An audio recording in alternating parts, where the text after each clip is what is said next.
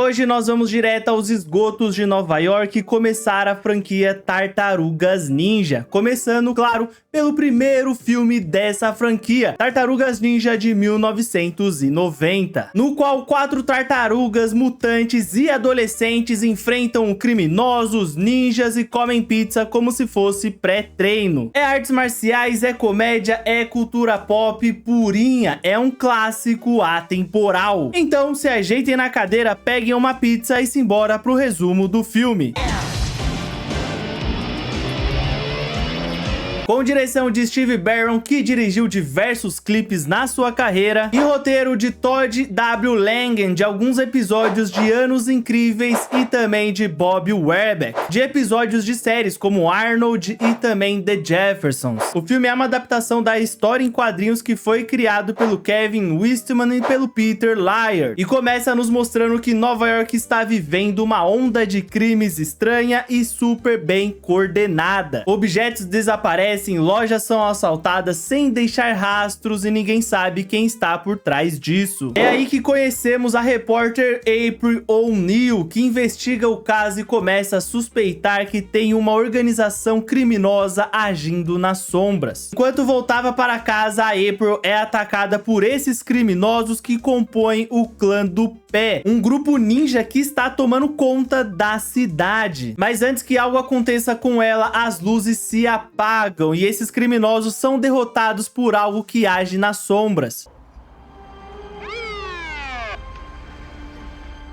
Porém, uma das armas desses benfeitores acaba sendo derrubada e deixada para trás, e a April pega. Logo depois, nós somos apresentados aos protagonistas do filme, Leonardo, Rafael, Michelangelo e Donatello. 4 tartarugas mutantes adolescentes que vivem nos esgotos de Nova York. Elas foram treinadas nas artes marciais por Splinter, um rato sábio que também é um pai para elas. Essas tartarugas são animadas, fazem piadas, adoram pizzas e ao mesmo tempo são guerreiros habilidosos que patrulham a cidade nas sombras. Rafael, que é o mais temperamental deles ali, foi quem perdeu a arma dele. Para espairecer, ele decide ir até o cinema ali na superfície. Ele se camufla ali com um sobretudo para que ninguém veja quem ele é, porém, na volta para casa, ele acaba presenciando um assalto. Sem maiores dificuldades ali, só colocando o pé pro bandido cair, ele consegue recuperar a bolsa da senhora. Enquanto fugiam, esses criminosos vão ser interceptados pelo Casey Jones, um homem mascarado que utiliza ali itens de esporte como arma. Ele realmente faz isso, viu? Rafael impede que ele mate os criminosos, então eles começam uma briga que termina com a tartaruga indo parar na lata de lixo.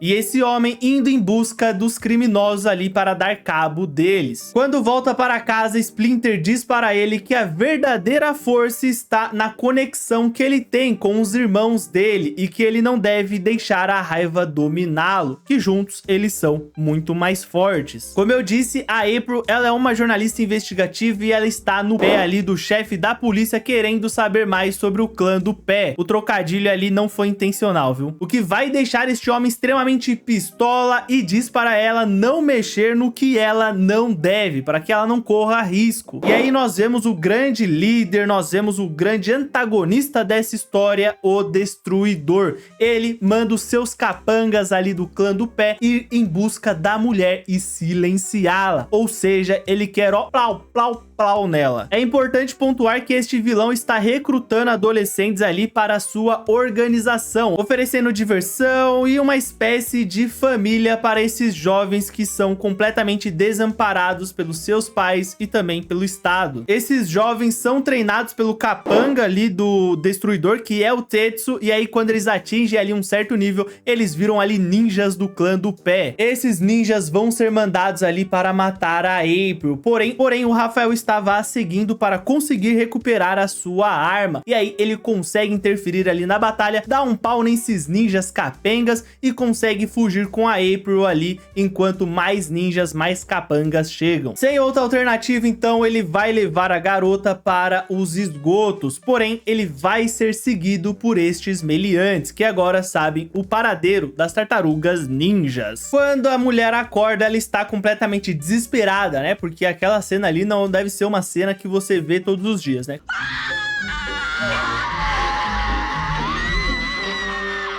Claro, rato deve ter beça em Nova York, mas você nunca vê um rato gigante ali falando. Gigante não, um rato ali de tamanho humano falando, trocando ideia e que sabe artes marciais, né? Além, claro, de tartarugas. Claro. Mas o Splinter explica, né, que ele adquiriu as habilidades em artes marciais após ver o seu mestre treinando de dentro da sua gaiola. Então ele começa a repetir os movimentos do mestre dele e aí ele fica bom em artes marciais. É a explicação que o filme dá, né? Fazer o quê? Depois de alguns acontecimentos que a gente vai ver mais no final do filme, ele foi parar nos esgotos e encontrou essas tartarugas 15 anos antes. Elas ainda eram filhotes e estavam nadando ali em uma espécie de lodo verde. E isso fez com que elas começassem a crescer cada vez mais e também começarem a falar. O Splinter, que também estava ali naquele lodo verde, ele também adquire um conhecimento nunca antes visto e também começa a conseguir falar e se comunicar. Então ele começa a treinar as tartarugas como seus discípulos e adota elas como seus filhos. As tartarugas levam a April para a casa dela e ficam ali para passar a noite ali numa noite da pizza, né? Porque essas tartarugas amam pizza, como vocês já devem saber. No dia seguinte, elas devem se esconder ali o mais rápido possível, porque o chefe da April e o filho dele, o Danny, foi na casa dela. Porque este garoto foi preso, ele também é um delinquente ali do clã do pé. E aí o chefe de polícia liberou ele com uma única condição, que a April parasse com as suas investigações. Então o chefe dela foi lá para tentar convencer ela a parar com isso. Quando as tartarugas retornam para casa, descobrem que Splinter foi sequestrado e agora, sem saber para onde ir, eles pedem ajuda para a April, para descobrirem o paradeiro dele. Ela faz uma reportagem pedindo para que qualquer pessoa que tenha informações sobre o clã do pé que informe ela. Enquanto do outro lado nós vemos o Destruidor continuando com aquele papo de que todos ali são uma família e de que eles devem ajudá-lo a encontrar as tartarugas ninjas.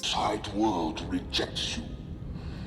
This is your family. Então o Danny, esse merdeiro, diz saber onde encontrá-las, porque quando ele estava ali no apartamento da April, ele conseguiu ver uma delas através do espelho. O Rafael, depois de brigar com o Leonardo e ir ao telhado para esfriar a cabeça, é emboscado por ninjas do clã do pé e apanha até quase morrer. Os capangas invadem a casa da mulher e começa uma porradaria desenfreada entre todos ali. O Casey Jones, que via tudo ali de longe, decide se somar à luta ali para ajudar as tartarugas. No final das contas, todos vão conseguir fugir ali, com o Rafael ainda desacordado, enquanto a casa da April está pegando fogo. Pegou fogo geral, viu? E antes de ir embora, o Casey, ele ouve ali na secretária eletrônica que a April tinha sido demitida ali porque ela continua investigando o clã do pé. I don't know how else to say this. You're fired, April. I'm sorry. Eles então vão se esconder ali na casa de campo da April, né, que é onde eles vão ali se recuperar fisicamente e também mentalmente. Vão tentar refletir ali sobre o sequestro do Splinter e tentar desenvolver ali os seus conflitos internos, resolver todos os seus problemas. O Rafael finalmente acorda ali depois de dias desacordados e o Leonardo, que se sente completamente culpado do seu irmão ter apanhado sozinho ali, pede desculpas. E o grupo volta a se unir novamente, inclusive juntos eles vão fazer uma meditação ali, que era uma coisa que o Splinter tentava ensinar pra eles, mas nunca conseguia porque eles são jovens e eles só querem saber de música, só querem saber de pizza e etc. Mas aí agora eles param ali, meditam e aí eles recebem um último conselho ali do mestre Splinter. I love you all, my sons. Por conta disso, novamente eles vão retornar para sua casa juntamente com o Casey e a April. Enquanto isso, o Splinter, que está preso ali pelo clã do pé, vai receber a visita do Danny e ele vai tentar orientar o garoto, dizendo que o Destruidor está manipulando ele, que aquilo ali não é uma família de verdade. Family, family, family, E quando nossos heróis de fato chegam em casa, o Danny está lá os esperando, pedindo para ficar com eles ali uma noite, porque o pai dele está bravo, né? E aí ele fica lá. Esse cara é um merdeiro mesmo, viu? No meio da noite ele decide ir até o clã do pé ali, o local onde fica o esconderijo deles, né? Porém o Casey, que estava dormindo ali no carro por ter claustrofobia, então ele não queria dormir ali no esgoto, né? Ele vai seguir o garoto e vai saber o paradeiro ali do esconderijo desses vilões. Quando o Destruidor sai com seus capangas para derrotar as tartarugas ninjas, o Casey vai se esgueirar para dentro do esconderijo e junto com a ajuda do Danny ali, vão libertar o Mestre Splinter. O homem vai dar uma surra ali no Tetsu usando um taco de golfe. Olha só, taco de golfe ali, ele já usou de quase todos os esportes nesse filme aqui. Já foi cricket, mano. Ele usou beisebol, agora o taco de golfe. E aí, por conta do Tetsu ter apanhado muito, os capangas vão deixar que eles vão embora ali sem maiores problemas. Porque ninguém gostava do Tetsu, porque ele batia na rapaziada, né? No confronto final, nós vamos ter um bom segmento ali de luta em que as tartarugas vão enfrentar dezenas de ninjas capengas até que o grande vilão Destruidor apareça. O vilão domina completamente a batalha ali, a luta, né? Demonstrando que a habilidade dele é muito superior a desses adolescentes e deixa as tartarugas completamente encurraladas. Ele ia dar o golpe final ali em Leonardo, que decidiu ir atacá-lo sozinho, e é neste momento em que o Mestre Splinter chega para confrontá-lo. Yes, Uroku Saki.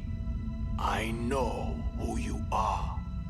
E aqui nós descobrimos que esses dois têm um passado que se interligam. O Destruidor é Uroku Saki, o homem que cortou a orelha de Splinter anos antes, no mesmo dia que matou o mestre do Splinter, Hamato Yoshi, por puros ciúmes. Afinal de contas, ambos estavam apaixonados pela mesma mulher, porém ela escolheu Yoshi em detrimento do Uroku Saki. E aí, por conta disso, este merdeiro resolveu matar a mulher e também o mestre de Splinter. Ele vai tentar agora dar cabo do Splinter, coisa que ele não conseguiu fazer 15 anos antes, mas acaba sendo derrotado pelo mestre e é jogado lá de cima do prédio, caindo em uma caçamba de caminhão de lixo. E com a ajuda do Casey, ele é completamente esmagado.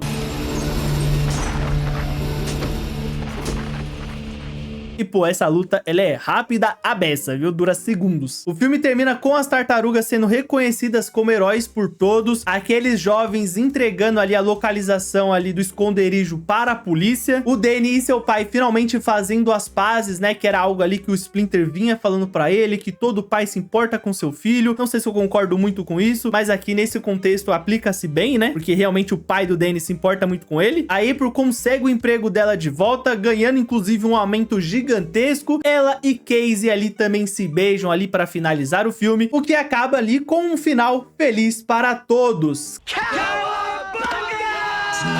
Agora que nós já passamos pela história geral do filme ali, eu vou comentar um pouco sobre o que eu achei dele e também não esquece de comentar aí a sua opinião sobre o filme também. Quero saber a sua opinião pra gente trocar essa ideia maneira. Vamos lá então para a parte da análise. You know, not having them. Uma coisa que me chamou muita atenção é que esse filme ele tem uma abordagem bem infantil e bem leve, embora tenha alguns temas ali um pouco mais sérios, mas nada tratado de uma forma muito pesada. Como por exemplo esse homem ali, né, o Destruidor, e também o Tetsu, né, que pegam esses adolescentes que não se encaixam na sociedade ou que tem problemas familiares e dá ali uma família pra ele, mas na verdade ele só está manipulando para que eles façam o que ele quer, porque afinal de contas é mais fácil você manipular um adolescente, ainda mais se ele está em uma situação bem fragilizada. Mas mesmo esse tema não é abordado de uma forma muito pesada, ele também vai ser algo um pouco mais leve, né? Vai ser abordado de uma forma leve. É algo realmente ali que tem muito a vibe sessão da tarde. E o filme ele tem realmente momentos muito engraçados, né? Principalmente com essas tartarugas que são muito carismáticas. Eu gosto bastante do tom mais leve do filme, né? Como ele consegue abordar os temas ali que são temas sérios, mas de uma forma um pouco mais leve. Mas assim, as cenas de luta, pra mim, são coisas maravilhosas, são extraordinárias demais. Vale lembrar que os atores e também os dublês usavam ali espécie de animatrônicos, né? Então era uma mistura de mecanismos com uma roupa ali para conseguir dar vida a essas tartarugas. Em alguns momentos a gente consegue perceber ali que é uma roupa, uma espécie de animatrônico, mas assim, isso é bem pouco, 95, 96% das vezes ali, você nem percebe ali que isso não é uma tartaruga grande, sabe? É realmente muito bem feito. Inclusive, para deixar as coisas mais dinâmicas, algumas cenas de lutas e outras cenas ali de conversa, de fala ali, foram gravadas em 22 e 23 quadros por segundo, diferente dos 24 quadros por segundo ali que são o tradicional, o que faz com que tenha essa sensação de dinamismo maior, sabe? Realmente é algo que eles conseguiram fazer muito bem, porque a roupa era muito pesada e tudo mais, né? Então eles tiveram que achar uma saída para isso. Eu sinto um pouco mais a falta de características mais acentuadas de cada uma dessas tartarugas, né? O filme ele ainda demonstra um pouco as diferenças delas. Então, por exemplo, o Rafael ele seria esse cabeça mais quente, o Leonardo seria mais esse líder, né? Essa figura de liderança, o Michelangelo seria o mais engraçado, eu só não consegui ver muito do Donatello realmente. Então eu senti um pouco de falta dessas características mais únicas desses personagens, mas eu acho que o filme compensa bem ali com o carisma deles quatro, né?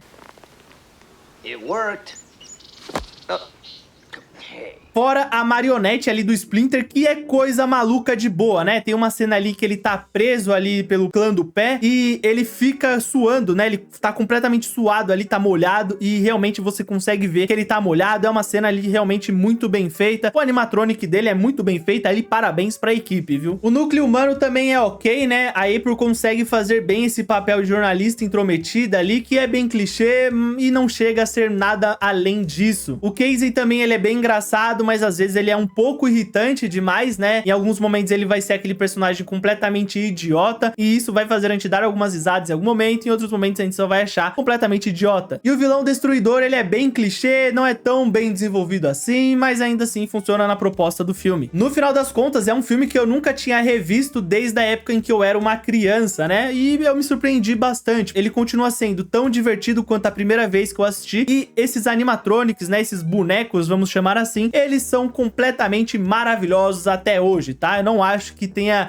ficado datado, eu acho que ainda assim tá muito bem feito. As notas do filme são bem variadas, né? No IMDb ele possui uma nota geral de 6.8, enquanto no Rotten Tomatoes ele tem uma avaliação ali bem negativa de 46%, que no final das contas se torna um tomate podre, muito podre. Não muito podre, mas podre, né? Mas como eu sempre digo, a crítica não é exata, como a gente vê aqui nesse caso, no IMDb tem 6.8 e no Rotten 46%. Então eu sempre sugiro que vocês assistam o filme e tirem suas conclusões. Já a bilheteria foi boa para a Calica e eu acho que essa foi a motivação do filme ser um pouco mais leve, um filme ali com uma faixa etária menor, porque deu muito dinheiro mesmo. Ele custou apenas 13 milhões de dólares para ser feito e arrecadou 202 milhões no mundo todo. É muita grana mesmo. Sei lá, é 100% a mais? Não, 100% não, pô, é muitos por cento a mais. É, sei lá, 300 mil% a mais. Mas e vocês? O que vocês acham desse filme? Gostam dele? Não gostam dele? Comentem aí, vamos trocar essa ideia maneira. Também não esquece de comentar o que acharam do vídeo. Não esqueçam de se inscrever no canal e ativar o sininho, assim vocês não perdem a parte 2 dessa análise da franquia de Tartarugas Ninja. Deixem o like pra eu saber que vocês curtiram este formato e trazer cada vez mais vídeos desse tipo. Vale lembrar que eu estou fazendo lives toda sexta-feira às 7 horas aqui no Coletivo Cult, com bastante conteúdo maneiro, reacts bem interessantes mesmo. Vejam os outros vídeos do canal que tem bastante coisa maravilhosa aí pra vocês e também me sigam nas outras redes sociais que tem conteúdos bem interessantes por lá também. Eu falei interessante pra Calica nesse final. Compartilha com os amigos fãs de Tartaruga Ninja e eu só posso agradecer a todos que ficaram até aqui. Muito obrigado e nos vemos numa próxima. Valeu!